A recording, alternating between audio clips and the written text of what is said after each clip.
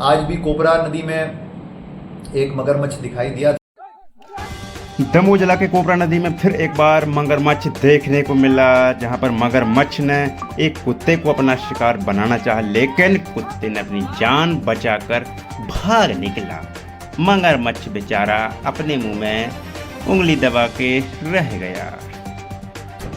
वर्षा ऋतु अपने चरम पर है और आगे आने वाले दिनों में भी भारी बारिश की संभावनाएं बताई गई हैं और बारिश के समय में नदी नालों में पूर आ जाता है, वो अपनी सीमा से ऊपर बहने लगते हैं और इसके अलावा नदियों का बहाव भी बहुत तेज हो जाता है। दो चीज़ों में बहुत सावधानी रखने की ज़रूरत है। एक तो ऐसे समय में जो लोग नदियों के अंदर अति उत्साह में नहाने के लिए जाते हैं या अन्य किसी कामों से जाते हैं, कृपया ऐसे समय में नदी में नहाने आदि के लिए या किसी प्रकार के जिसको बोलते हैं जश्न या मनोरंजन के लिए बिल्कुल जाना अवॉइड करें। ये बहुत ही खतरनाक हो सकता है।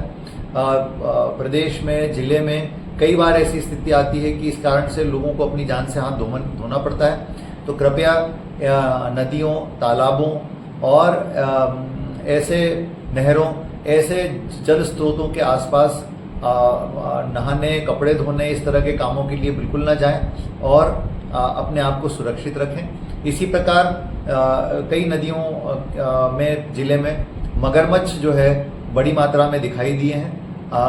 आज भी कोबरा नदी में एक मगरमच्छ दिखाई दिया था।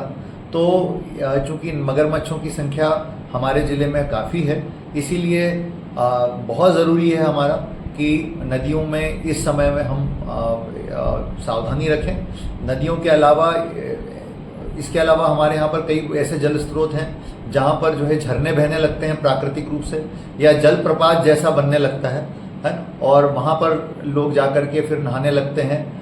तो ये थोड़ा सा इनको अवॉइड करना चाहिए, ये खतरनाक हो सकता है। वर्षा ऋतु के समय में यदि आप इनको अवॉइड करेंगे तो सभी का जीवन सुरक्षित रहेगा।